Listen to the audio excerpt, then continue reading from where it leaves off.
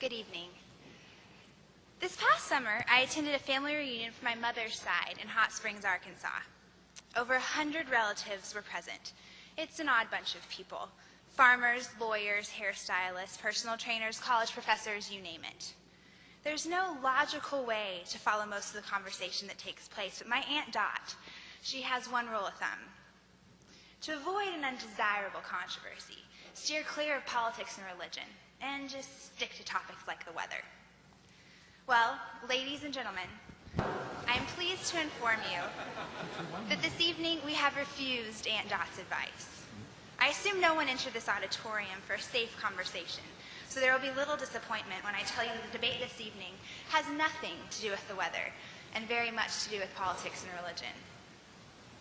Taking into consideration Mr. Hitchens and Mr. D'Souza's past two debates, I have no doubt that it will be both spirited and perhaps even controversial. I'm Kylie Humphreys, the student body president of the King's College, the hosting institution of tonight's events. And I've been asked to introduce this evening's debate, co-sponsored by the Intercollegiate Studies Institute and tothesource.org. The vision of the King's College is distinctive. So much so, that King's is something of a mystery to many outsiders who observe. The New Yorker remarked that the college was a curious addition to the Empire State Building's giant roster of misfit tenants. The National Review Online noted King's as a fascinating experiment in higher education. And the Village Voice even questioned what a Christian college's purpose might be in New York City. In practice, King's seeks to educate, equip, and inspire high-quality students to engage the national dialogue with courage and ambition. It wants to produce a persuasive voice in a society where the best lack all conviction, while the worst are full of passionate intensity. By teaching students how to think clearly and deeply in the intellectually vibrant city of New York, the college hopes to see its students enter the public square in defense of truth. The college is grateful for two other sponsoring organizations which have made tonight's event possible.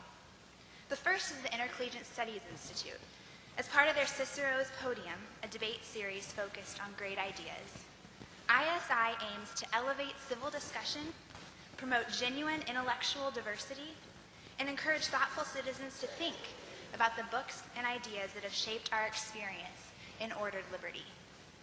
For more information on Cicero's Podium or ISI, visit isi.org or their table located in the lobby. We'd also like to thank tothesource.org for their generous support of tonight's debate. To the Source is a forum which seeks to integrate thought and action from a Judeo-Christian framework. Through weekly email reports from influential critical cultures, To the Source addresses specific, timely issues that challenge hardcore secularism with principled pluralism. From its inaugural broadcast of 100 people to today's nearly 30,000 subscribers, To the Source continues to offer insightful commentary to embolden men and women of faith for greater civic involvement. As you entered this evening, you should have received a small brochure about the King's College. Inside, you'll find some information about To the Source, should you like to subscribe to their free newsletter. There's also a comment card that gives you the opportunity to let the college know if you'd like to know more about future events, the college, or perhaps even visit our campus in the Empire State Building. And finally, allow me to introduce Dr. Marvin Alasky, who will serve as the moderator for this evening's debate. Dr. Alasky is the provost of the King's College and editor-in-chief of World Magazine, the 5th most read news weekly in the United States.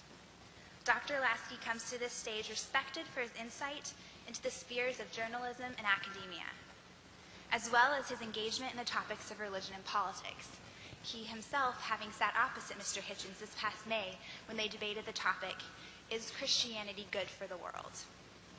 Perhaps we can ask Dr. Alasky after tonight's debate whether he prefers debating or moderating. Please welcome Dr. Marvin Alasky.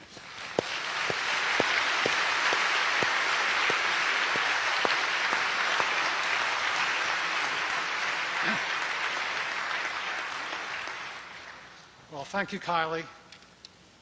All of us are here because our debaters need very little in the way of introduction. Christopher Hitchens is a columnist for Vanity Fair and the author of many books, including God is Not Great, How Religion Poisons Everything. In a review of that book, Richard Dawkins praised the deadly accuracy of Hitchens' critique and offered this advice: if you are invited to debate with Christopher Hitchens, decline. Relax. Relax. Now, Dinesh D'Souza, who has not declined, has written influential books such as The End of Racism and The Virtue of Prosperity. One reviewer said this about Dinesh's new book, quote, infinitely more sophisticated than the rants produced by Richard Dawkins and Christopher Hitchens. What's so great about Christianity leaves those atheist books in the dust? Well, we shall see. Ground rules for tonight. Dinesh goes first for 10 minutes, then Christopher has 10 minutes. Each has a 5-minute rebuttal, and then we let them go at each other directly for 15 minutes. We'll then entertain questions from the audience, not speeches or homilies, questions please, with King's College students getting the first 3 questions. Dinesh, Christopher, please pay attention to the timekeeper, who has signs indicating a 2-minute warning and then a stop sign. So let's begin. Dinesh, you're up first.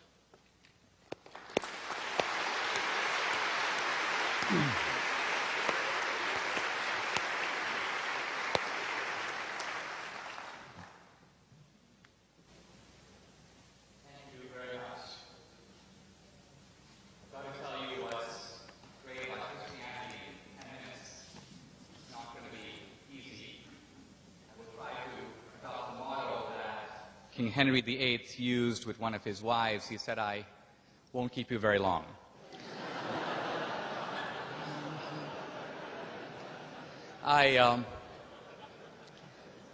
This is Christopher Hitchens and my 3rd time around. We've debated other topics before. It's our first time debating this issue. I really welcome the opportunity. In my opening statement, I'm going to make a positive statement about Christianity. In my rebuttal, I will correct the mistakes of Christopher Hitchens. Now, we're living in a very unusual time in which atheism has emerged as a kind of militant phenomenon. And on the face of that, that's a little bit odd. Because if you are an unbeliever, why be militant? I don't believe in unicorns, but I haven't written any books on the subject. I don't spend a lot of time denouncing unicorns. I live my life as if unicorns did not exist. But what we have from the atheist side is a belligerent attack on theism and specifically on Christianity. I want to try to answer this attack by using the same tools of reason and skepticism and science and evidence that is the banner under which the atheists march.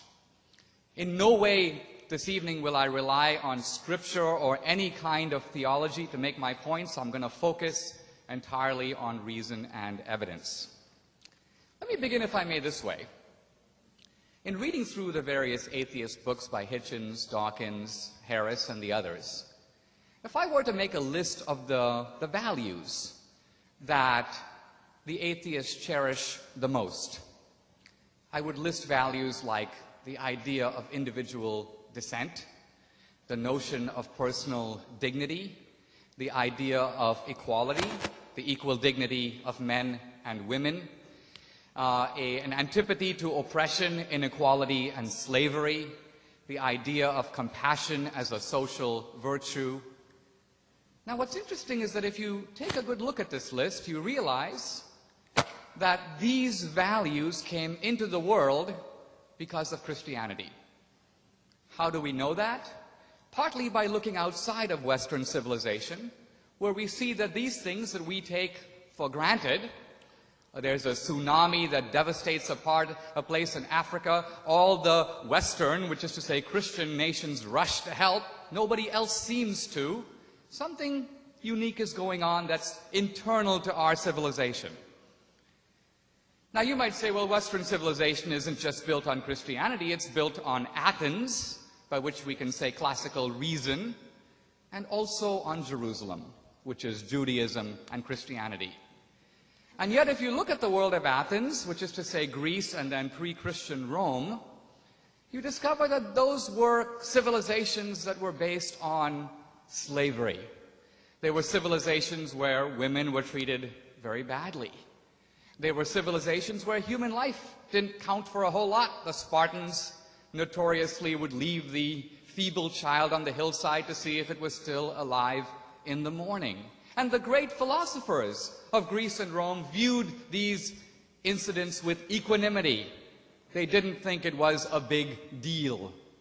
It is only from Christianity that these things that had been uncontroversial for a long time become controversial for the first time. In Sam Harris's book, he tries to blame slavery on Christianity. But the reality is that if you look at history, slavery was a universal institution, practiced in every known culture. The Greeks and Romans had it, the Chinese had it, there was slavery in ancient India, American Indians had slavery long before Columbus got here. So it is Christianity that mobilized the first movement in the world to oppose slavery. First the Quakers and then the evangelical Christians took a theological idea that we are all equal in the eyes of God, an idea that, by the way, for some centuries was seen as a merely spiritual truth, and they gave it a political application. If we are all created equal in the eyes of God, no man has the right to rule another man without his consent. This idea became the moral engine of the anti-slavery movement both in Europe and in America. And this concept is not only the moral root of anti-slavery, it is also the basis of democracy. What's the premise of representative democracy? No man has the right to rule another without consent. And I want to turn for a moment to science, because one of the rallying cries of modern atheism is the supposed incompatibility between Christianity and science, an incompatibility rendered puzzling at the outset because if you make a list of the leading scientists of the West in the past 500 years, you find that the vast majority of them were not only theist, but specifically and devoutly Christian. This was true of Galileo, Copernicus, Kepler, Bry, Priestley, Lavoisier. You can just go down the list all the way through Gassendi, Mersenne, Mendel. Some of these guys were monks. Like Mendel, Gassendi, and Mersenne were priests. So right away you have a puzzle. We have literary theorist Christopher Hitchens and biology major Sam Harris positing a supposed conflict that was not evident to the great scientists of the West, stretching from Kepler to Newton. I want to make perhaps a further point about this, though. Not only were these scientists Christian, not only did they see their work as revealing the divine handiwork in the universe, but I want to argue that modern science itself is based on three Christian assumptions that are at root metaphysical. Assumption number one, the universe as a whole is rational. The universe embodies rationality. Now, if you think about it, that's odd. It's pretty easy to say that my friend Bill is rational, or Christopher Hitchens is partially rational. It's another thing to say that matter and objects and planets embody a certain kind of rationality. They follow rational principles. Number two, the universe obeys laws that are comprehensible in the language of mathematics. Again, if you think about it, that's very strange. If I'm driving my car, I can follow laws. I see a stop sign, I come to a halt. How does matter obey laws? How does the electron know what to do? If we look at matter, it is unbelievably well behaved. It follows the laws of Newton's inverse square law. It obeys Einstein's laws. The point I'm trying to get at here is that this is a metaphysical proposition. A third one. The laws out there in nature are mirrored by the goings-on within our minds. We can apprehend and understand the laws. Very odd. Why should the goings-on within our head match the goings-on in the universe? Now, if you're a believer, you know why. God is believed to be omniscient, which is to say super-rational. He built the universe to embody rationality. God is a lawgiver, and the universe reflects his laws. We are made in God's image. We have a spark of the divine, so it's not surprising to the theist that you have this arrangement. But for the atheist, you can't take any of that for granted. This is faith-based science. A final point. We hear a great deal about how Christianity has been terrible for the world. The truth of it is, if you look at the casualties of Christianity, the Inquisition, the Crusades, the Salem witch trials. I read a book on the Salem witch trials. I had been educated to believe the Salem witch trials had killed thousands, or at the very least hundreds of people. I discovered that at the Salem witch trials, the number of people executed was, in fact, 18. The Inquisition, if you read Henry Kamin's book, the most authoritative study of the Inquisition, the Spanish Inquisition, over 300 years, killed 2,000 people. Now just try to compare that to the crimes inflicted by atheist regimes, not 500, not 1,000 years ago, but within our lifetime. If you look only at the big three, Stalin's Russia, Mao's China, the Nazi regime in Germany, you have, within the space of 5 decades, over 100 million casualties. So atheism, not religion, is responsible for the mass murders of history. I want to end by saying that I think Christianity has done a lot for the world. The world would be a lot worse if we didn't have it. I think even Christopher Hitchens, by the end of today, should be chanting, if only under his breath, "Thank God for Christianity."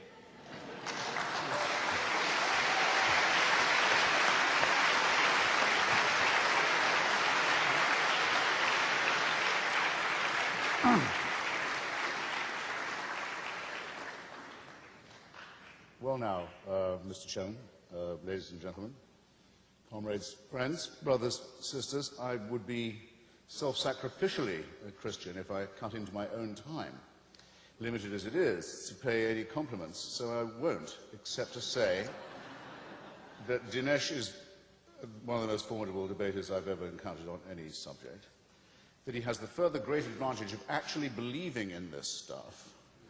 You try it. You go up and down the country, ask a Calvinist, does he really believe in Calvin's theory of predestination? Ask a Roman Catholic, do they really believe in the virgin birth? You get all kinds of Life of Brian evasions from them. It's metaphorical, really. No, Dinesh believes this. That's very useful. And then I want to thank the alarmingly polite and wholesome faculty and staff of the King's College. Now, I'm asked to prove that Christianity is the problem, and I'll try to do that, but for now, all I need to I think I need to say is it's a problem or part of the problem, being as it is what we know it to be, a loose plagiarism from Judaism, and along with Judaism, one of the other two religions plagiarized in turn, that's given us all the blessings of Islam. So it's part of man-made religiosity that trades under the brand name of monotheism. And the problem that all three have in common is that of faith. Faith, in other words, that a man-made religion can actually keep a promise of salvation, not just in this life and the next. Dinesh, you'll notice, was careful to say, well, certain social ameliorations can be written down to Christianity. He didn't claim that it was a salvation in this life or the next, just that some of its adherents have occasionally taken liberal stances. Well, I think he'll find he has a higher standard of proof in front of an audience like this. That's the first belief that faith involves. And second, the belief that faith is in itself a virtue, transcending reason and dispensing, conveniently enough, with the need for evidence. Now, it's my proposition straight out and straightforwardly that what we think of as our morality, as our ethics, comes from human solidarity and predates all forms of monotheism. Don't let it be said in your hearing, ladies and gentlemen, any of you who have any self-respect, that, we know the story to be fiction of the Exodus and the wandering and the encounter in Sinai. We know that really to be a metaphor, but taking it to be true that my mother's ancestors wandered all that time under the belief that perjury and murder and theft were okay, only to eventually bump into Mount Sinai and receive the news it wasn't kosher after all. We have to have more respect for ourselves than that. Any human society that had believed those things wouldn't have got that far. I think it's pretty safe to say. Christianity, in other words, is masochistic as well as partly sadistic. It attacks us in our deepest integrity. It says that you and I wouldn't know a right action, wouldn't be able to derive it, or a right thought without the permission of a celestial dictatorship that guards us while we sleep, that can convict us of thought crime, that supervises our every waking moment, that is in fact the origin of totalitarianism in the obeisances that it demands of us, and that will continue to judge us and persecute us and supervise us even after we were dead. This, in my view, as well as being utterly untrue, utterly falsified by fearful human beings, is something that it is very fortunate we possess no evidence for. How horrible it would be if we were condemned to live in this posture of gratitude, permanent gratitude, to an unalterable dictatorship in whose installation we had had no say. And let me add, the worst of that would be if that dictatorship was benign. That would be the thing that would make it insufferable. Some of us refuse it, and we do so on what we confidently say are moral grounds, as well as the ground that the story is a fairy tale, made up by fallible and opportunistic human beings. Why else would I say, in the time I've got left, that Christianity is, as well as untrue, immoral? Well, it offers something horrible, vicarious redemption. You're told that by applauding a human sacrifice, a particularly cruel and revolting one, that took place before you were born, to fulfill a prophecy in which you had no say, condemns you either to punishment and sin if you don't accept it, or, if you do accept it, offers you the chance that your own sins can be forgiven you. Well, everything is wrong with this picture. First, as with the original proposition of a deity, it requires of you compulsory love as well as compulsory fear. You have to simultaneously love someone, you're commanded to love them, and be frightened of them at the same time. This is no way to teach morals. Second, you're told not that you might get a second chance, or that your debts can be paid. I can pay your debts if I care enough for you. I could serve your time in prison if I wished. But I can't forgive you the sin. I can't absolve you of the responsibility for what you've already done. I can't wash you white as snow. And the desire to be washed in that way and to be free of responsibility is itself an immoral one and should be rejected by anyone with any, I'll repeat the term, with any self-respect. So the vicarious redemption by human sacrifice is an immoral preachment with very immoral implications, as is compulsory love coupled with compulsory fear. The idea that the laws of nature can be suspended in your favor if you make the right propitiations is a lie. Dinesh points out what a lie it is. Einstein says how marvelous it is. The great thing about the universe is its laws never are suspended. They are never suspended. They do operate according to a beauty, a logic, and a symmetry that we don't quite yet understand. We're getting to understand them better. Dinesh points it out rather intelligently to you. What does Christianity say? Those laws can be suspended, and in your favor too, if you make the right prayers and propitiations and sacrifices. There can be, a virgin can conceive, a dead body can walk again, your leprosy can be cured, the blind can see. Nonsense. It's not moral to lie to children. It's not moral to lie to ignorant, uneducated people and to tell them that if they will only believe nonsense, they can be saved. It's immoral. The totalitarian concept of the afterlife, the hideous idea, doesn't even occur in the New Testament. doesn't occur even in the violent rape and genocide-filled books of the Jewish Bible. There is no punishment of the dead. When God has destroyed your tribe and had your virgins and your children murdered in front of you and your flocks and herds scattered and so on, and you also fall down to a bronze sword, he's done with you. The earth can close over you. That's it. You've tangled with the wrong tribe, the one he favored. Not until gentle Jesus, meek and mild, are you told, if you don't make the right propitiations, you can depart into everlasting fire.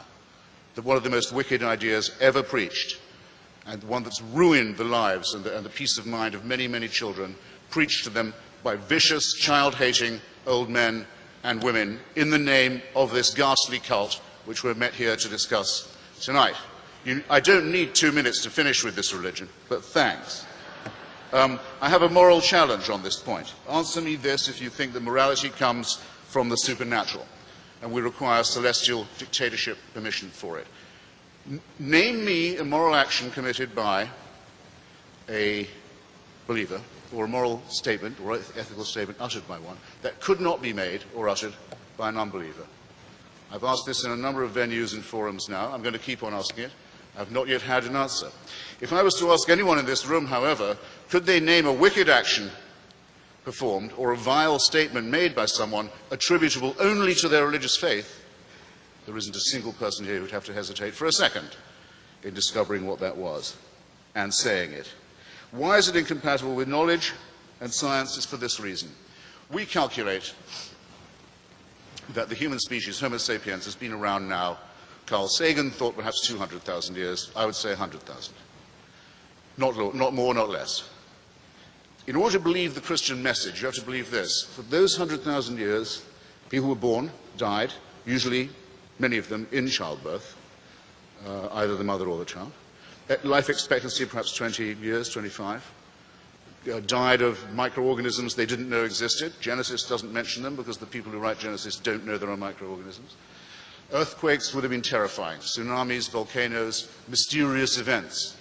War and famine superimposed on this. You can all fill out this picture for yourselves, I'm sure. That was our life. For tens of thousands of years, on and on it went.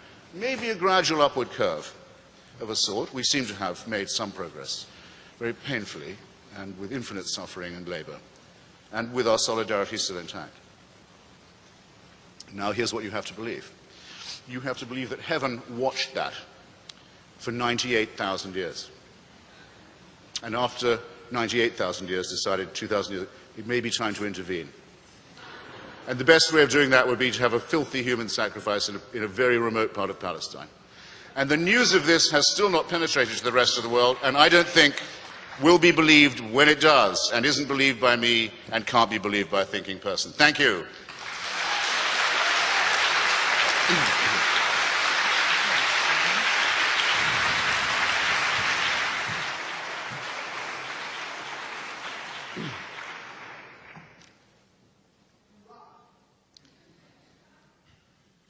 Somewhat like the mosquito in the nudist colony, I'm trying to decide where to begin. I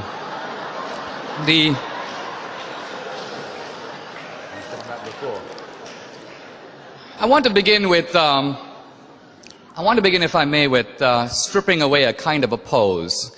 Because usually when you debate the atheist, the pose is, I am a man of evidence seeking the data. I'm following the evidence where it leads.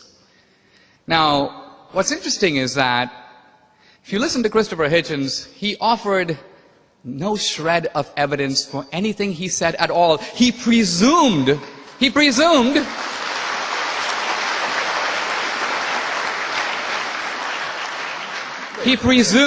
that God does not exist. He presumed the Christians made it all up. He presumed, let's take one of his seemingly firmer presumptions. Scientific laws are inviolable.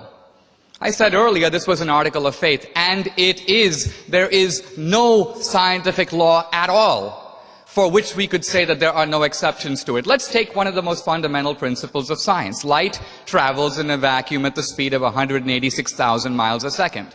How do we know that? We've measured it. 1 time, 2 times, 10 times, 1,000,000 times.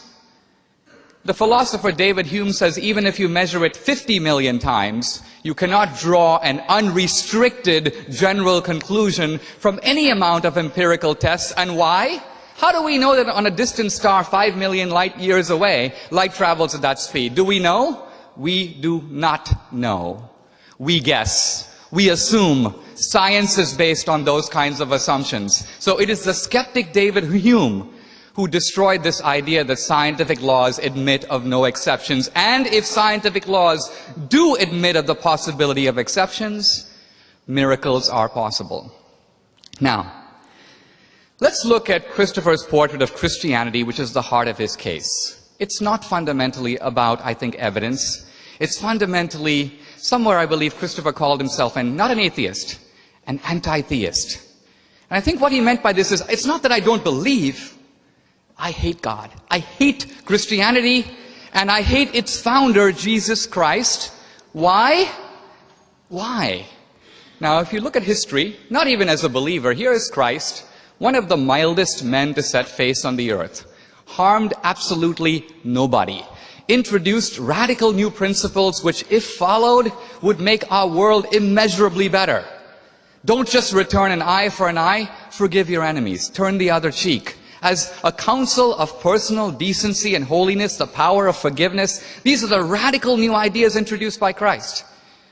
They are seen by Christopher as wicked ideas, even though they have done so much to make our world what it is. It's sadomasochistic, he says. Well, if you look at it purely from human terms, here's a guy, he was killed brutally, but if you accept the Christian premise that God sent his son, not just to be killed, but to be resurrected. It's the resurrection that's the core of Christianity, not the crucifixion. So it's not a sadomasochistic thing, it is a triumphant thing. And here I want to get to the core of all this. I want to read a quotation, if I may, from Christopher, and it's something he sort of said this evening. He says, it would be horrible if it were true that we were designed and then created and then continually supervised throughout all our lives, waking and sleeping. It would be like living in celestial North Korea. Here I think we get an insight not only into the motive, of atheism, but also into the nature of God himself. And here's what I mean. The way the atheists portray it, God is meanly flinging the atheist into hell. Wrong. We hear from Christopher Hitchens, he doesn't want God. He's shutting himself out from God. He doesn't want heaven. He sees it as a form of abasement, a form of humiliation, a kind of unending parade with flowers in which he's going to be handing out garlands. He doesn't want it. In short, the gates of hell are locked from the inside. When the Bible says that salvation is a gift of God, many people think it means that God gives you the gift of salvation. No. That's not what it says. It doesn't say salvation is the gift from God. It says salvation is the gift of God. God is the gift. And there's no compulsion. We are free to accept him or to reject him. If we reject him, it is by our own choice, and God reluctantly gives us our wish.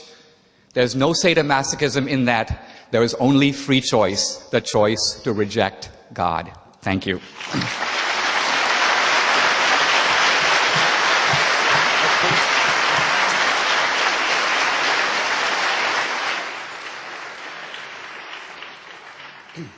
Well, a slightly low blow to kick off with, Dinesh, I must say. You didn't use your time to prove God's existence either. I think you'd have needed more time than I would if that's what we were here to debate. I imagine that it was held in common between us and this audience that it isn't possible to decide these matters finally, that no one has ever produced an ontological proof of God that is completely satisfying, nor a disproof that is completely satisfying. However, the burden surely is a little more heavy on those who say, I know that there is a God, and not only am I a deist, I'm a theist, I know what he wants. In fact, I know who his son is. In fact, I'm on sort of personal terms with the guy in ways that are not evident to you. That demands a slightly higher standard of proof, and to say you didn't come up to that scratch, my dear, I'm sorry, is to say the least of it. Okay? Now, Why be militant, I was asked. Why do you care? After all, if all this is nonsense, why do I exercise myself about it? Well, I'll give you one example straight off. There is a religion that some of you will have heard of. It has 12 imams, 12 holy men, who all serve God, a one God, an only God. One of these imams has gone missing, but is expected back imminently, when he will bring a reign of universal peace and justice. I don't know if any of you paid attention to what I said earlier about the Islamic plagiarism of Christianity, but Shia Islam is essentially a parody of the Catholic faith. Now, the people who believe in this, you said unicorn, I would say tooth fairy, or sinister Santa Claus, propose to acquire thermonuclear weapons by illegal means at present, and to deploy them against not just Jews and Christians, but atheists, secularists, homosexualists, rapists, adulterers. I think they've only got me 3 times so far in this. And to bring about that happy thing that all religions secretly want and celebrate, the eschatological end of days. All religions have this common deformity. They want this to be over. They think what we're going through is just a prelude. Our life is a poor and contemptible thing. Bring on the moment when we'll find the ultimate truth and be able to relax in the Saviour's arms, or in some promise of heaven, as the sort we were offered this evening. I say it, that I think it's a contemptible offer, and would be contemptible if there was any basis for believing that it was real. I'm not going to duck, in case you think I am, the question of atheists and secular atrocities, but I'm going to leave it to our next segment, because it'll take me just a fraction more time, and I'd like to do it in such a way as to pin Dinesh somewhat more to the mat on it. It is argued, though, on this moral point, that those who repudiate God will have no basis for making their own moral decisions or uttering their own ethical conclusions. That without this anchoring and overarching belief in protection, we would simply be in a world of nihilistic chaos, choosing here this and here that option for ourselves, with no anchorage of decency, no ballast of ethics. Well, just consider, if you will, because all of you would have heard that argument many times, as well as this evening. Consider, if you will, what the corollary of it is, if you look at it the other way. Is there anything that is forbidden to anybody who says they have God on their side? Who says that they have God with them? Is there any evil that they forbid themselves to do? Is there any enslavement or rape or dispossession they haven't committed? Is it not the case that, I'll just take the other case of the Shia Muslims, whose claim to a God and to his being the spokesman of morality is just as valid as that of any other religion, as far as I can see? Well, in their religion it's forbidden to execute a virgin, whatever crimes she may have committed in Iran. Can't be executed as a virgin. But if sentenced to the death penalty and still a virgin, she can be raped by the Islamic Revolutionary Guards and then executed, because she isn't a virgin anymore. A piece of sadistic ingenuity that would not have disgraced Torquemada or the practitioners of the Inquisition, and does show, does it not, that not just in the name of religion, but rather, I would say more honestly, precisely because of faith and the certainty that it gives of a divine endorsement, that things are done and done all the time, and threats made that no decent secularist, no convinced atheist humanist could countenance for a second. And of course atheism is no guarantee. An atheist can be a nihilist, can be a sadist, can be a fascist, can be a communist. These are sufficient rather than necessary conditions that I'm talking about. But I hope they will, at least to some extent in your minds, ladies and gentlemen, have broken the connection between religion and ethics as demagogically asserted. Thank you.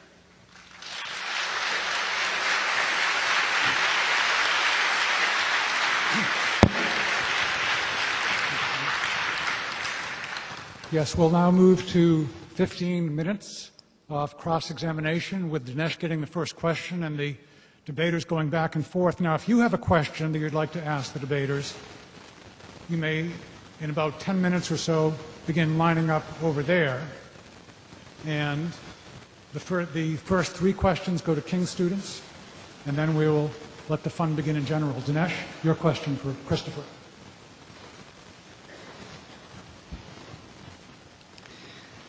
Could you name any scientific law whatsoever for which you have certain knowledge that there are no exceptions? No, I couldn't. I mean, Thank you. I made a different assertion. I said that Einstein says the laws of nature are not suspended. That's quite different. You chose to attack a position I hadn't actually espoused. And you had said yourself that there is an obedience to law, observable. I can quote you. Or but you my quote point was yourself. that was an article of faith. That was not a demonstrated proposition. Einstein knew that, and that's why Einstein was a theist. Einstein believed that God represented a great mind that sustained these laws in that way. You're completely wrong twice. Einstein was not a theist. Einstein was was a theist. Einstein was very explicitly not a theist. He was a deist. He said he was a believer in the God of Spinoza, the God that does not intervene in human affairs, that does not answer prayers, that does not take sides in human quarrels, that does not make judgments on human behavior. Well, Spinoza was not... That's as far from theism as it's possible to get, and you should have got this by now, Dinesh. You really should. Christopher, you're a little bit... There's a difference between deism and Spinozism, but I'll come back to that. I want to turn to something else. You asked for how can we reasonably think that God exists? Let me ask you this question. Scientists who begin to look at the universe ask themselves this question: why does the universe have the rules that it does? Why does the universe operate according to the particular dials and parameters it has? What if those parameters were a little different? And the scientists who look at that said, if you change these parameters even an infinitesimal amount, if the gravitational force were slightly different, or the strong nuclear force, or the electroweak force, we would not have this universe, we would not have life, we would not be here having this debate. Now, what is your explanation for how we live in such a fine-tuned universe? It would seem to suggest a fine-tuner or designer. Darwinism is hopeless here because it's not accounting for the universe, only for transitions among life. So what is your rational theory for why we live in a fine-tuned universe?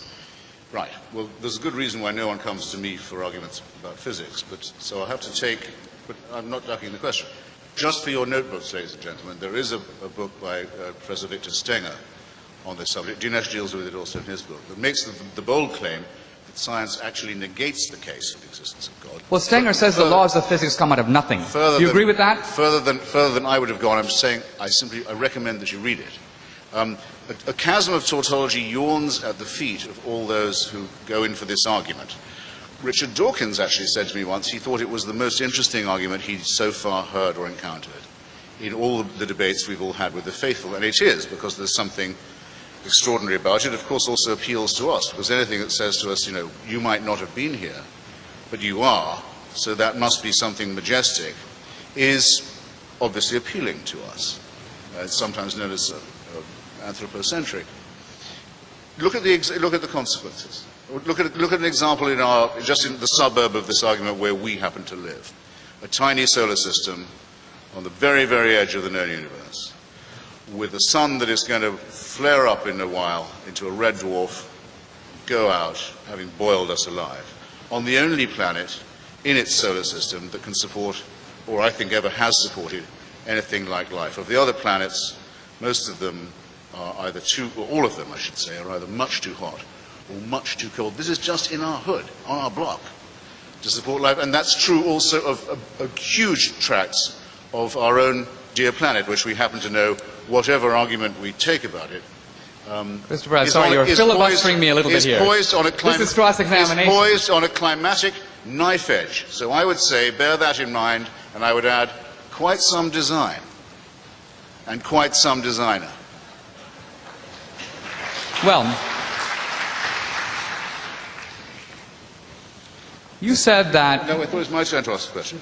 Yeah. Well, actually, I will forego my question to you if you'll re-ask your question to me about atheist tyrannies and massacres. And I won't take too much time on it. Otherwise I have to ask it to myself. I'd be willing to ask you those questions if you let it go in a cross-examination. Otherwise, I ask a question and you take up all the time. Well, no, that's why I was asking. That's why I was asking you if that condition would seem fair. I mean, I must answer the question which you have asked me in one of your contributions. Shall we leave it for a... Let me do it this way. How about if I put the ball in your court, you pose the questions to me on this topic, and we can go back and forth? All right, then. Okay. Okay. On this question, then, of atheists and secular dictatorships that I'm only just mentioning, has it ever struck you that the original totalitarian movement of the 20th century, the one that actually invented the term totalitarianism, popularized it, claimed it for itself, the movement of Mussolini, Franco, Salazar, the Ustasha in Croatia, Father Tiso in Slovakia, you'll see where I'm going with this now, was basically only another term for the Catholic right wing. There's nothing secular about fascism. If there had been, the Vatican would not have signed treaties and concordats with all of the movements and governments that fascism created. I don't think I need to waste very much more time on that. There's a big literature on it. The Church keeps on apologizing for this, as for its engagements with similar political movements and governments in Latin America after the Second World War, after the main battle against fascism was over. The German version of this is not the same. It's quite clear that Hitler disliked Christianity, though he never repudiated his Catholicism, praised the Church in Mein Kampf, asked for his birthday to be celebrated, which it was every year in every Catholic church in Germany by the order of the Vatican. And Christopher, my turn? Well, wait. Just in view of this, in view of the fact that not one person, according to Paul Johnson, Catholic historian known to you, I think has praised your work, up to 50% of the Waffen-SS were confessing Catholics, none of whom were ever threatened with excommunication for their activities. The only Nazi I know of to be excommunicated by the Roman Catholic Church was Joseph Goebbels. And do you want to know why that was? Do you want to guess? He married a Protestant. Magda Goebbels was a Protestant. The Church said, excuse me, we do have our standards. All right. This is not secularism, Dinesh, and it's quite false to say. And it's actually, there's an insinuation in it that I reject and resent.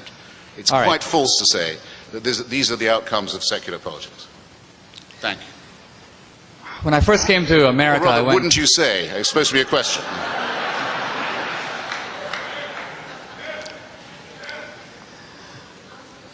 You notice that in his statement, Christopher Hitchens zoomed in on one issue, Hitler and the Nazis, leaving untouched, indeed unmentioned, the scourges of communism. He didn't not only mention, hold on, don't jump in, it's my time. This is the atheist conception of fairness. We hug the public square completely to ourselves and drive all the religions out. Look.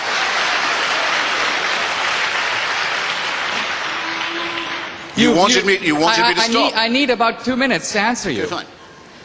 Not only did he not mention Stalin, not only did he not mention Mao, he didn't mention Pol Pot, Ceausescu, Fidel Castro, Kim Jong-il. Now, Richard Dawkins in The God Delusion says, well, there's a big difference. The Christians did what they did in the name of religion, but the atheists aren't committing their crimes in the name of atheism. Now, this is what happens when you let a biology major out of the lab. Because here's a guy who knows nothing of history. I wouldn't accuse you of that, Christopher. But all you have to do is read Marx. All you have to do is familiarize yourself with communism. It was an explicitly atheist ideology that sought to create a new man and a new utopia, liberated from the shackles of traditional religion and traditional morality. It was no accident, as the Marxists said, they always targeted the churches, they always killed the clergymen and the priests and so on.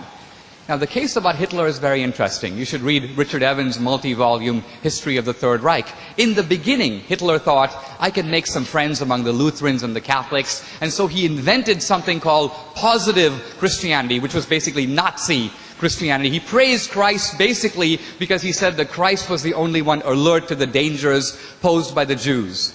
But you only have to read the book to realize that Hitler hated Christianity. He hired people around him who were all atheists. Their explicit goal, the moment they got into power, was to destroy the church, which was seen as doing what? Putting a little bit of a moral bridle on the horrible plans of Nazism. So ultimately, it's not the Christians. Christians ultimately are accountable in some ultimate sense. Atheists are not. And that's why the atheist regimes killed more people in a week than the Inquisition could kill in 3 centuries. And why? Because of the maxim stated by Dostoevsky and the brothers Karamazov, if God is not, everything is permitted.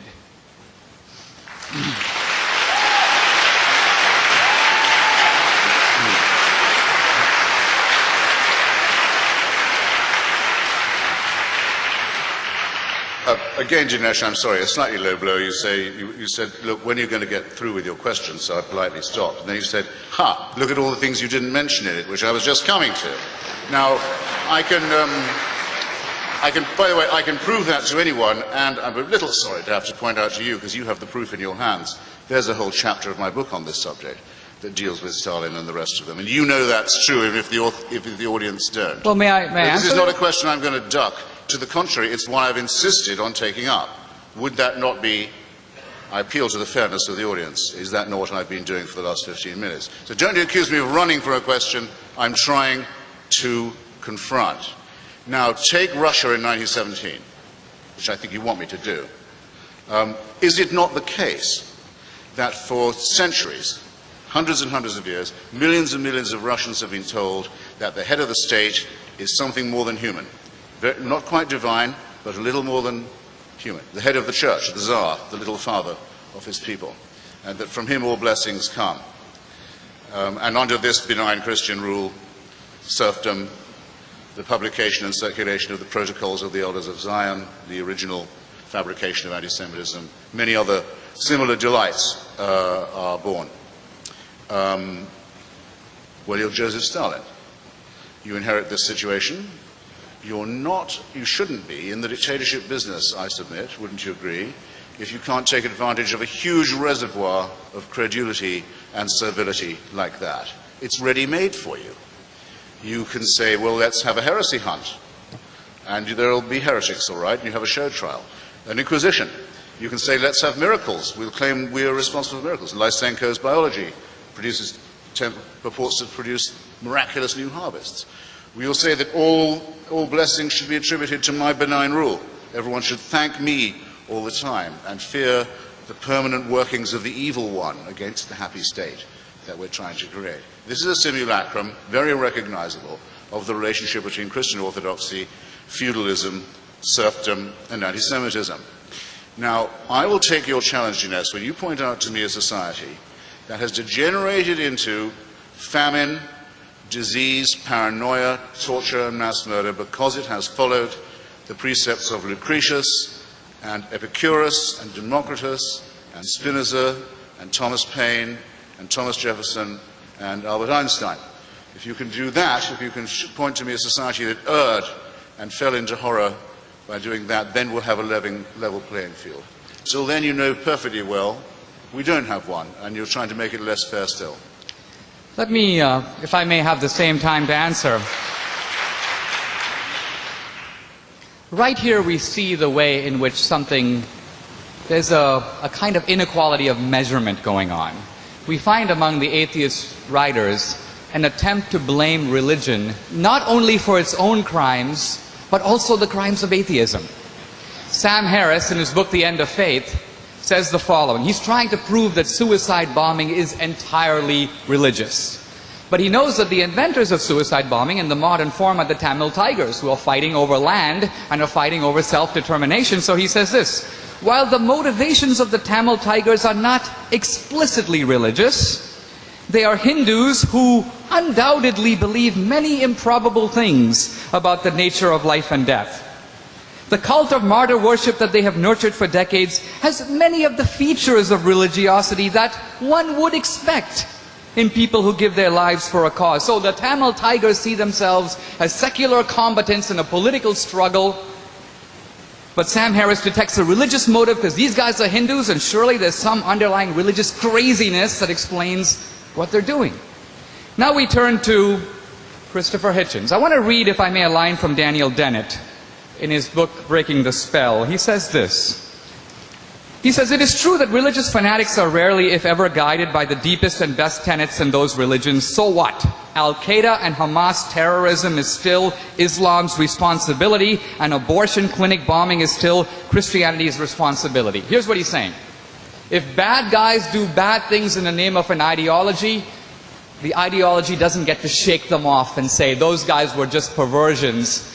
You have to take responsibility. And the point I'm making here is, Christopher Hitchens will not take responsibility as an atheist for the crimes committed in the name of atheism. He is doing backward somersaults to blame the Christians for them. So Christianity has a lot to answer for. We wouldn't need repentance if that wasn't the case. But Christians should not have to answer for Mao and Stalin and Hitler, people explicitly dedicated who, if they could, would destroy Christianity and wipe it off the face of the earth, as would apparently Christopher Hitchens.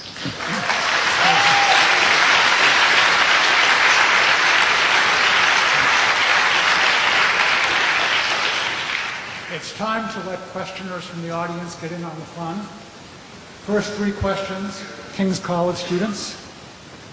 Do we have a question? Mr. Hitchens, you mentioned that having a simultaneous love and fear of someone is no way to teach morals.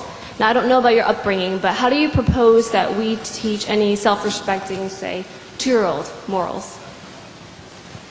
2-year-old.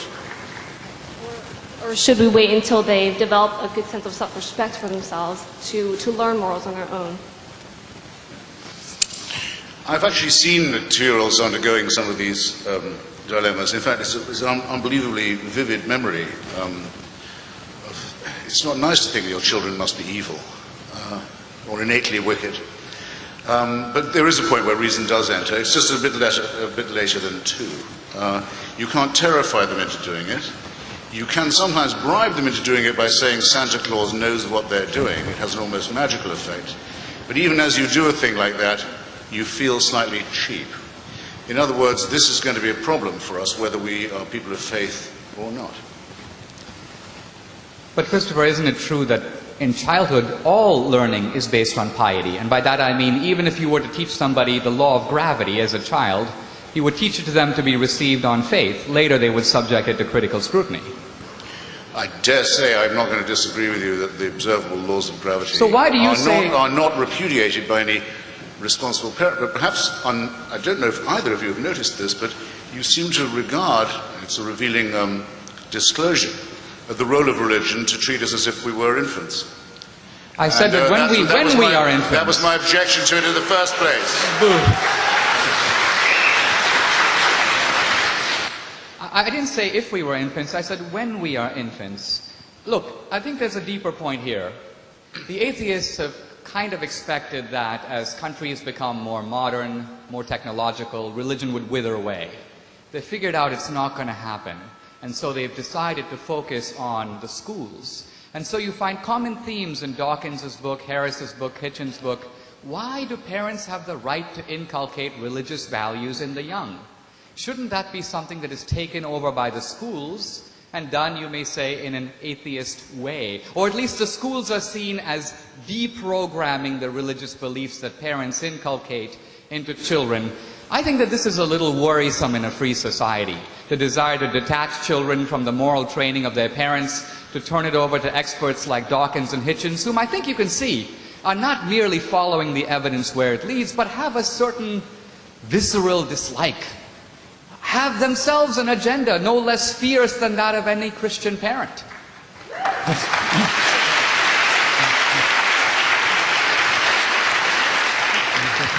This is a question for Mr. D'Souza. It's a statement you made earlier that the laws of nature reflect the goings-on in our head. I'd love to hear you elaborate on that a little bit more. The point I was getting at is this. When I said earlier that the laws of nature, the universe is lawful, we only have to go to other cultures to see how odd that is. The Muslim writer Al-Ghazali says, how can the universe obey law? How can matter obey laws? He says the universe is a reflection in the mind of Allah. Everything happens because Allah intervenes every single nanosecond to make it happen. Now that's not the belief of Christianity. Now, if you imagine that in our heads are atoms and molecules and neurons firing away, I ask you, what logical necessity is there for the workings of these neurons in here to match the laws of the universe out there? Why should there be a correspondence between the two? Again, as a theist, I have an answer. As an atheist, he has a guess. And in fact, he's been hanging an awful lot on that guess tonight. The reason, I'm not defending this or that miracle, but I'm simply saying that we have a very limited understanding of You haven't defended any laws. miracles, as a matter of fact. I'm sorry? You haven't defended any miracles, as a matter of fact. Well, in my book, as you know, I defend one, the resurrection. I lay out the evidence for it in a very much in a historical way. But that was my point, that there's a strange correspondence here that ultimately relies on faith. And the only difference ultimately with the atheist is he relies on the evidence while denying the metaphysical ground on which it stands. Isn't that true? Metaphysical drama is a bit strong, I think. It's whole cloth fabrication. Isn't science based on metaphysical assumptions? I still think you misrepresented, David. If you see something apparently involving suspension of the laws of nature, shall we say, the sun standing still so Joshua can win his battle, all right? Or the raising of Jairus' daughter, or even my favorite miracle, the turning of the water into wine at Cana. A tribute to the Hellenistic influence that still persisted in Palestine at that time. You still have to ask yourself the question, which is more probable, that the laws of physics or nature have been suspended, by the way, in my favor, or that I'm under a misapprehension? Everyone has to ask themselves that question. That's if they saw it themselves. If they take it as a report issued through and filtered through dozens of other non-eyewitnesses and corrupt texts down the years, then I would think anyone who says that they think of the resurrection as a historic fact is advertising a willingness to believe in absolutely anything. Let's have another question.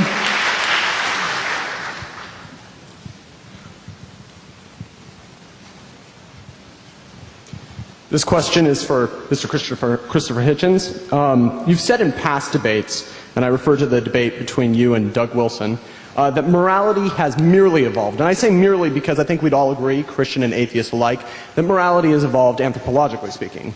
But I want to know, if it's merely evolved, why can't I transcend the current state of evolved morality? What standard can you appeal to? Well, look, evolved morality is because we're an evolved species, and because of our evolution, the lowly stamp of which, as Darwin so beautifully puts it, we bear, the fact that we are primates, an unarguable fact. Our prefrontal lobes are slightly too small. Our adrenal gland, though there's evidence that they're still evolving, which is, I think, heartening. You may have to be patient. It won't come in time for Tom Tancredo, but it is coming.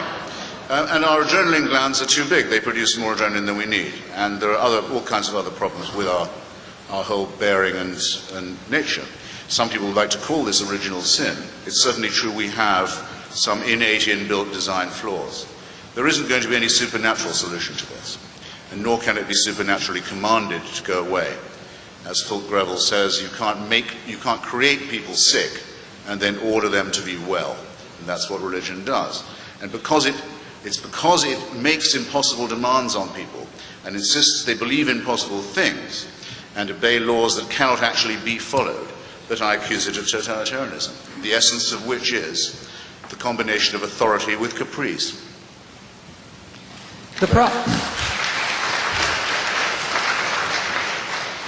Evolution, although a powerful theory in many respects, doesn't account for three things. It doesn't account for the origin of life, which is presumed. It doesn't account for the origin of consciousness, for which Steven Pinker says there is no explanation. It doesn't account for morality. Now, the evolutionists have been trying very hard to do it. And they look at morality as a form of extended selfishness. If a mom jumps into a car to save a kid, it's because they share the same genes. That accounts for about 1% of morality. But what about the morality that has no genetic benefit? I get up to offer an old lady a seat in a bus. I don't do it because tomorrow I hope I'll get her seat. Or she'll do the same for me. I give blood. Even Richard Dawkins says there's no evolutionary explanation for that. Give me liberty or give me death. The man who helped the Good Samaritan. When we do altruism, or what Christianity calls agape, charity, with no hope of return, there is no evolutionary explanation at all. Now, I want to suggest that this is pointing us to a much deeper truth, and that is this. It is true that we are animals in the sense that we too, like animals and like non-living things, obey the laws of nature. But I want to suggest that the very fact that we have morality, which depends on free will, means that there is a dimension of us that exists, one may say, transcending the laws of nature. Here's why. A stone doesn't have a choice of whether to roll down the hill. It can't say stop. It merely follows the law. On the other hand, in small decisions and big, I have choice. Here's a pen. I have a free choice to drop it or not. If I drop it, it will follow exactly the laws of gravity. But my decision to drop it is purely a free choice, undetermined by the laws of physics. I can go either way. And every moral choice is of that nature. Our entire vocabulary of thou shalt not and don't do this and you shouldn't have done that would have to be wiped out if it was merely an you wouldn't have to teach anyone right and wrong. It would be genetically programmed into them. So the idea that we are already moral by evolution, it's nonsense. Morality ultimately does have to be inculcated.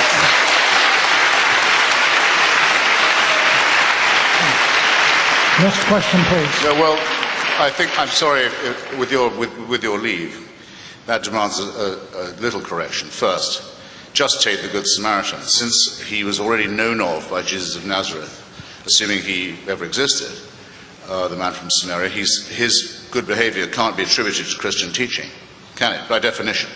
And if you recall, all the people who behaved worst in that story were priests and Levites and the other devout ones. So they seem to have got he seems to have got his idea of human solidarity without divine or religious permission. Christianity did not exist at the time. Anyone here who isn't a serf can say for themselves, yeah, were you taught that it might be a good thing to give blood? Was this inculcated into you? I can certainly say it wasn't into me. When I was a socialist, it was one of the things I was most proud of. I would go to give blood because we were proud of the fact that the British National Health Service never had to buy any. There was always enough. There were always enough people who would go and give a pint. Because why not? Why, by the way? They weren't giving one. I give a pint, I don't lose it. I regenerate it quite quickly. But someone gets one. Something in that gesture appeals to me. Christopher, I've done someone a good thing, and it hasn't cost me a sacrifice, and I don't have to act as if I've just done something incredibly virtuous and self-sacrificial and pious. And then, yes, as a matter of fact, I do have a very rare blood group, and one day I'm going to need some blood myself. And I hope enough other people are thinking about me in their way too. What supernatural or celestial permission is required for this, I ask you? And I will answer. Creates a mystery where none exists. I will answer. In many cultures, people don't give blood.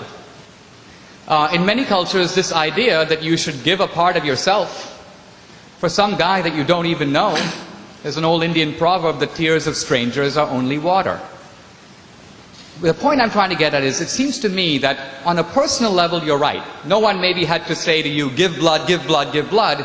What you're missing is the fact that here you are, atheist Christopher Hitchens, educated and raised in a Christian culture, the culture of Christian Europe, where this idea of compassion, which was not there in the world before, Aristotle scorned it. Aristotle praised magnanimity, the superior man deigning to the inferior man, but not compassion in the sense of feeling for the other guy. It was Christ who invented that and brought it into the world. Now, you are parasitic on that. You are acting out those virtues, but you're refusing to pay debt or even acknowledge the Christian source of them. That, it seems to me, is a little ungrateful historically.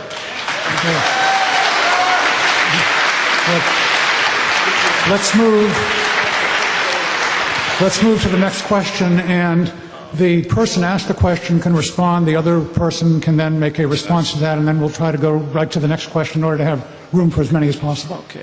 Gentlemen, thank you for showing up tonight. It was a pleasure listening to you at this point. I have a lot of things I have to say, but of course I want to get succinct on it. A thought I had based on an idea, the materialization from pre-existence into existence, then concluding with post-existence. One might assert a lack of definitive strength regarding post-existence as the absolute final end. I just want to touch on the notion of what appears to be emerging from non-existence. And I understand that there's science saying that things have happened, and I'm really not in either one of your corners, I feel. But I feel like this is substantial for me. Do you have a question? Yeah, the question is, I'm trying to generate some feedback, because I think maybe we could humble down and say, hey, well, we are somewhat in the unknown based on linguistics, and we're somehow trapped in this sense of the unknown. I mean, you may feel, I know you're science-based, I know you're somewhat religious-based, but this merging out of non-existence into existence, and then back into post-existence, do you see a pattern there, a 0-1-0 pattern? And do you want Dinesh or Christopher to answer that? And then row 4 would indicate, if you filled out that pattern, I would suggest a 1. Now just tell me what your general idea that is, your sense of that, not necessarily taking it to verbatim. I think we should take that as a statement. I move we take that as a statement. That's fine. I don't know if it's unchristian to note, but... in fact. Okay, let's move on. Another?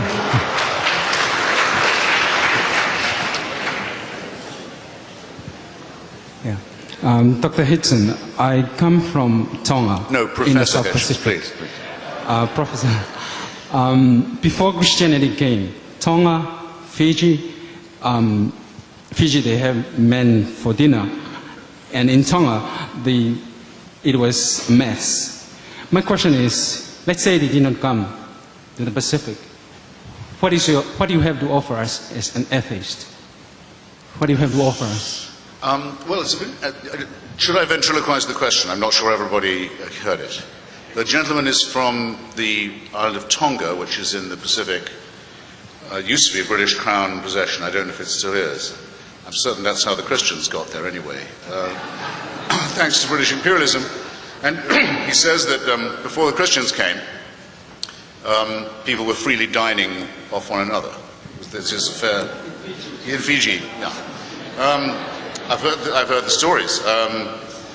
It's often struck me as a tremendous problem. Why was no redemption ever sent to this island? Why did it go on? It reminds me of the question I closed by in my original statement. 98,000 years of human existence, and heaven watches with indifference. We're expected to believe 2,000 years ago intervenes by means of a human sacrifice in which all took part and which all must believe, and that's the salvation. And it's not offered to the Chinese, who at that stage can read and can write and can build boats and can have libraries and gunpowder and can spread an idea. No. It takes many thousands of years before, in a very weird form, it gets to China at all. There are parts of Borneo where people still practice cannibalism, where this message still hasn't spread. Now, this isn't a problem for me, because I regard it as man-made. It isn't a problem for me. This is my answer, because I regard it as man-made. The answer for you must be, unless you accuse humanism or secularism of advocating cannibalism, which it does not, is how come this design, this revelation, this redemption, this faith-based, and I should remind Dinesh earlier that my identification of the problem was precisely faith, the preference of that over reason and evidence. Why doesn't it seem to work? Why, whenever you ask, why is there so much suffering, misery, ignorance, backwardness, and barbarism? Why is that question unanswerable in the terms in which it's asked? You've just phrased it for Tonga and Fiji. I think Christopher is missing the force of the argument here, which is not simply that the Christians have been negligent in carrying this universal message, but that when Christianity came to the rest of the world, it brought new values into those cultures. One time I said to my grandfather, how come we are part of a tiny Christian minority in India? And he said, 2 words, the Portuguese Inquisition. Meaning that some very zealous missionaries, possibly accompanied with some bayonets, came to India and Christianized the Indians. I want to say two things about this, however. Even though that may have occurred at the beginning, you found in a very short time large numbers of Indians rushing to Christianity. And why? As I looked into this matter as I got a little bit older, I discovered that in the Indian caste system, you have 4 castes with the untouchables at the bottom, and if you're born an untouchable, you're finished. There's nowhere to go. You can't get out of it. Many of the people in the untouchable class were very attracted to Christianity because they saw it as affirming the idea of spiritual equality among persons. This was not immediately or even over a long time translated into complete political or social equality, but it meant something to say to somebody, you're not a nothing, you're not a dog, you are a human being, and that alone counts for a lot. What I'm trying to say, and I think what the gentleman here was trying to say, is that most of the world didn't have that. We didn't have it in Western civilization either. Christianity brought it in. Now, it imported some of it from Judaism, but Judaism was for the tribe. God instructs his chosen people. Christianity takes the idea and universalizes it. If you look at the rights that are stated in the UN Declaration of Human Rights, you notice something very interesting. You read those rights, they're universal rights? No. Virtually all of those rights are the specific legacy of Christianity. It's good that they're universalized because Christianity wanted from the beginning to universalize them. But they are not the shared rights recognized in all the cultures and practices, whether religious or non-religious, in other cultures. So I think we're seeing here from people who have experienced it. I don't care about those inquisitors who came a long time ago. I'm kind of grateful to them, although probably my ancestors would not have shared my enthusiasm. But they brought me into the orbit of Christianity and Western civilization, and the fact that I have the values that I do, the beliefs that I do, the respect for dignity, women, equality, and so on, is entirely the legacy of Christianity as it was exported, I'm sorry to say, Christopher, not by the British, but by the Portuguese. The British could have done a better job. Next question, please. The thing is, just a tiny thing. If you claim it for one, you have to claim it for all. It seems to me. It means that means you accept that yes, Hamas does a lot of good with social services. Yes, Louis Farrakhan gets black kids off drugs. Yes, the Mormons must have had a point, devout as they were, when they said black people didn't have souls, as they did until the 1970s. That everything attributable to religion must be attributable to it. You can't just pick and choose the bits that you like. The abolition of cannibalism is one thing. The Muslims say they abolished child sacrifice, but think of the things they also brought. And tell me if this doesn't show, what I've been arguing from the first, that it is a man-made institution, not a divinely appointed one, and that you get exactly the sort of coincidences you would expect from that. The world looks as it would look if there was no God. Next question, please. My question is for Mr. Hitchens. Sorry, keep getting them, but... That's all right. Movement, evolution, and change are hallmarks of human history. If religion poisons everything, as you claim, why haven't we just gotten rid of it and moved on? Well, I think that there are two reasons. I'll be quick, because I see when you ask.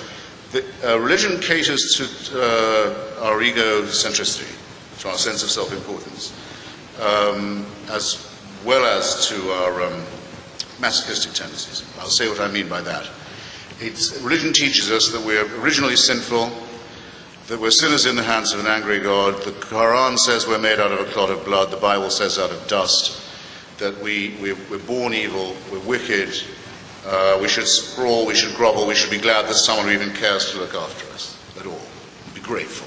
I think this is a disgusting attitude, but you won't, I think, fail to recognize that it's a very accurate picture of what's preached. But, worm as you are, cheer up.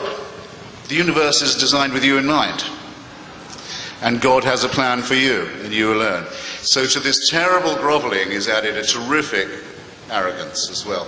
Thus you get the phenomenon of people like Mother Teresa, say, brushing past you and pushing you off the pavement, saying, sorry, sorry, out of my way, don't mind me, I'm just on errand for God. And they call this modesty. That's why it appeals. And the second reason why it appeals is, I don't know why this is, because I don't see what there is to fear in it, You're not going to know when you're dead. You're not going to know it. So there's nothing to be frightened of. But people are frightened of death. And the central lie of all religion is that there's a cure for this. And an exception will be made in your own case. An eternal life offered if you make the right propitiations and the right abjections. Well, I'm sorry. I think it's the height of immorality to lie to people like that. But that's why it survives. That's why it survives. Let me answer, if I may. Religion poisons everything. Christopher is known for literary flair. I think what we've seen here today, when I first came to America, I lived in Arizona, I went to a rodeo, and I'm sort of reminded of that. We have a point here, a point there, and just a lot of bull in between. Now, here's what I mean by that. Isn't it a case of gross rhetorical and argumentative excess? I mean, did religion poison Shakespeare, or Milton, or Dante, or Michelangelo, or Raphael, or Bach? Were they corrupted by religion? No. Their work is in some ways an exhibition of a transcendent reflection as we see in art. Even secular people should be able to appreciate that and to recognize that that is the special legacy of our civilization, built in part on Greece, but also in equal, if not larger part, on Jerusalem. Now, we are now coming closer to the core of what this debate is about. This idea here that religion is a form of wish fulfillment. Christopher didn't think of that. Sigmund Freud said it. Marx said it in a different way. Religion is the opium of the people. We can't face life. We can't face death, so we make up stuff. Now, I could give a religious rebuttal to that, which would look something like this. I can totally see why in a wish fulfillment world we would invent heaven. Heaven is cool. And if I wanted to get away from my diabetes or the fact of death, I might say, I'd like to live in heaven. I don't think I would have made up hell. Hell is more severe than diabetes. It's a little tougher than death. So why would a wish fulfillment inventors of religion come up with the rules of self-denial and so on that make our life more difficult, more sacrificial? We would make it easy. We'd start by taking out that commandment against adultery, if we were making it all up. Now, one final point.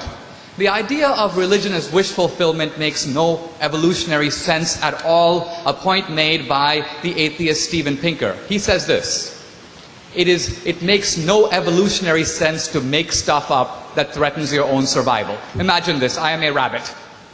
I am being pursued by a lion. I have to decide whether to run. I decide I will not run. Why? There is another life waiting for me, even better than this one. What would be the fate of such a rabbit? It would be immediately eaten. Rabbits who engaged in wish fulfillment would not survive. That's the point. You need a better theory.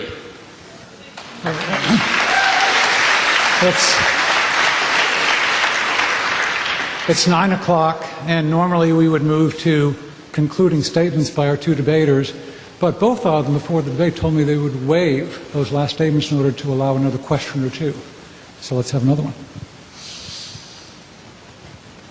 Mr. Hitchens, you began your opening statement by decrying the very concept of faith or beliefs in the absence of good, solid, supportable evidence. There was an American psychologist named William James who was a great believer in faith. And he insisted that the wonderful contribution of Christianity was to allow us to make leaps of faith that the laws of science or even mere common sense would decry as completely unsupportable. Unlike a man of faith, can a completely rational mind have the courage to, for instance, take a leap of faith with a total stranger that could lead to friendship, or maybe even with a dire enemy in the hope that that might ultimately lead to peace? Well, I think you're confusing the leap of faith with a risk or a chance. The leap of faith, which I attribute to Kierkegaard, not to the varieties of religious experience, is what's necessary to get you across a gap where no evidence exists, and where some of the evidence may be to the contrary. And the problem with that, though I can see the will behind it, is that you can't make it just once. and find yourself on the other side. Faith got me across this chasm. Now I'm safe. You have to keep on making it. You have to keep on going to church, sometimes several times a week, to assure yourself you were right to believe it in the first place. And it becomes morbid and ritualistic and irrational. And you're back where you started, on the wrong side of the chasm. Otherwise, this argument, we wouldn't be having this argument if Christianity had an answer to any of this, or any other religion either. In Christopher's book, he makes the argument, I think I've seen him quoted saying this too, that the absence of evidence is evidence of absence. If you don't see evidence for something, don't believe it. Now, I would suggest that in the empirical domain, in the world of human experience, that is a valid principle. It even applies to miracles. If someone came to me and said, my leg grew 3 feet last week, I would say, let's bring in the doctor with the measuring stick. Let's see if it actually happened. We are in the domain of verification. However, the non sequitur here is the following. There are many questions that are vital to our life because it would affect the way we live that are not in the empirical domain. Let's say I would ask you, is there life after death? Shakespeare says death is the undiscovered country. No one who's gone there has ever come back. And certainly not in a natural. So here's the question. How would you subject that proposition to testing? What possible evidence are you looking for when it is not in the empirical domain? Christopher says automatically reject it out of hand, since there is no evidence, but there is no evidence in a domain where evidence is unavailable. So I would suggest that here we have the dogmatic atheism that, because it doesn't know, refuses to believe. Now, if you ask me, do I know? I would say, no, on this point I don't know either. The believer shares the agnosticism with the atheist, but the difference is the believer says, even though I don't know, I believe. Remember, the statement of belief is not a statement of knowledge. I know my brother. I wouldn't say I believe in my brother, I know the guy. The reason I say I believe is because I don't know. So what I'm saying is, why is it in any way more irrational for me to take a position on one side of an issue than for him to take the other side of the issue on which there is no empirical evidence on either side? I would submit it's a leap of faith for both of us. The only difference is I am leaping toward God, he's leaping against him.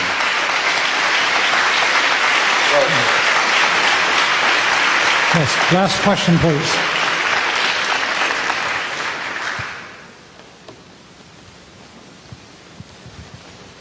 Thank you both. My question is for Christopher. I've heard you say in several debates that I've seen online that you do not deny the existence of either the transcendent or the numinous. And that's the language that you use. Yes. And I was just thinking, given your obvious antipathy towards religious belief and superstition, I think a lot of people come to religion and come to religious belief after having some sort of peak experience, either a transcendent experience, an experience of the numinous. So my question is, how would you advise someone, or what sort of recommendation would you make for someone that has that sort of experience but doesn't want to interpret that in, let's say, a religious vein? Because I think many people will turn to religion because they're so just profoundly disoriented after having like some sort of experience of transcendence. Okay, well, what I say, I'm very touched that you noticed it, is that the transcendent and the numinous, which I wouldn't trust anyone who didn't have as faculties, should be distinguished from the supernatural. That, for example, I'm just about to forget his last name. Francis is his first name. He's the Collins of the Human Genome Project, with whom I had a long discussion the other night, says that he was hiking one day, I think it was in the Pacific Northwest, and there was a frozen waterfall that had 3 streams frozen. It was a frozen trinity, if you like. And at that moment, he says, he got down on his knees and accepted Jesus Christ. Now, I will simply have to say, of someone whose work I enormously respect, and who I believe I've quoted correctly, that to me is a wild non sequitur. That people who talk like that are, it may be a deformity in me, I think it's white noise to talk like that. White noise. And I don't think I'm missing anything, because I'm quite just as fond of the music of Verdi, say, as I was when I thought he was a Christian, presumably was, as when I found out that he wasn't. And many other great famous musicians and painters who actually turn out to, in their devotional efforts, not to have been themselves devoted.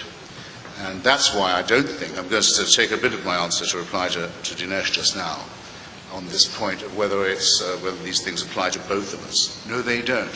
When I say I think that that's a meaningless statement, I'm not making a meaningless statement myself. Anyone can say that they understood what I said about Francis Collins's remark. By the same token, when I had a debate on Hugh Hewitt's program, a very fair-minded, very intelligent Christian, he got me on with his favorite Presbyterian. He said, "This is the man you have to beat." And I said, "All right," we went at it. One of the questions I asked him was about the resurrection. Do you agree with the verse in St. Matthew that says that at the time of the crucifixion, all the graveyards of Jerusalem opened, and the dead came out and walked and greeted their old friends and so forth? I was going on to ask him, because if you do, it seems to me to cheapen the idea of resurrection if it was so commonplace. That's where I was going with it. But he thought I was asking whether literally true or not. And he said, well, as a Christian, yes, I absolutely do believe it. But I'm not so sure I believe it as a historian. I will just have to say that to me, that nonsensical remark is a statement of faith. And what I've just said about its nonsensical character is not itself a meaningless remark, because it's intelligible to everybody here. And that should weigh a little in this argument, it seems to me. Thank you.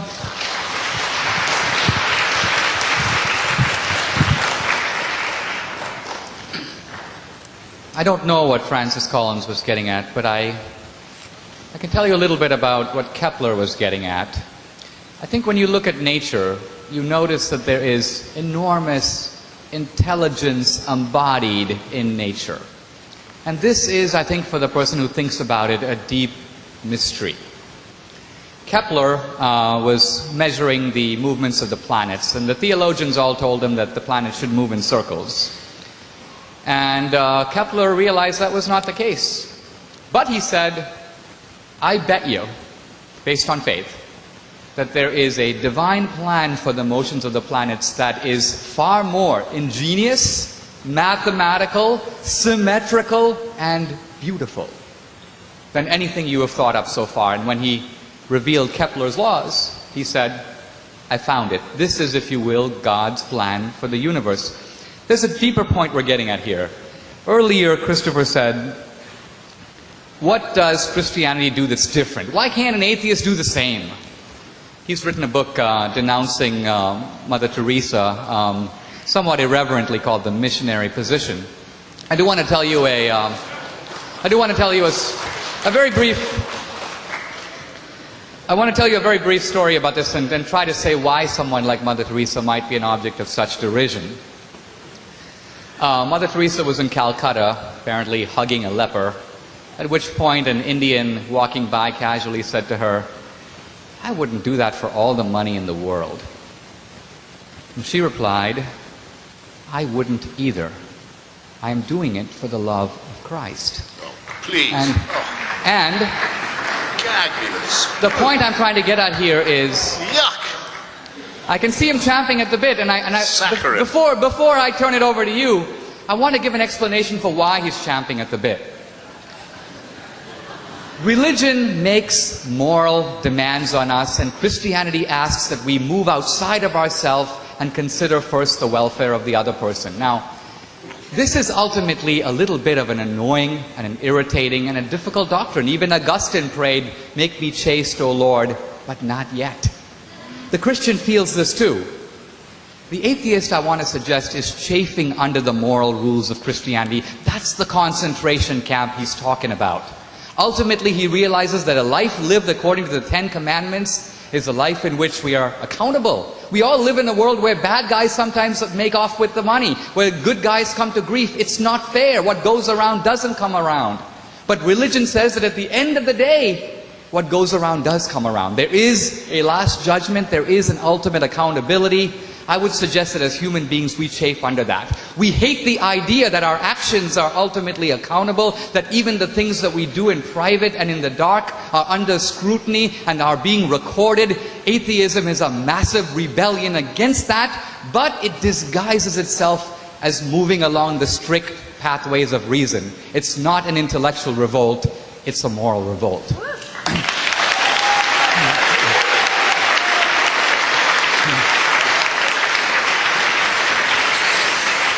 Good.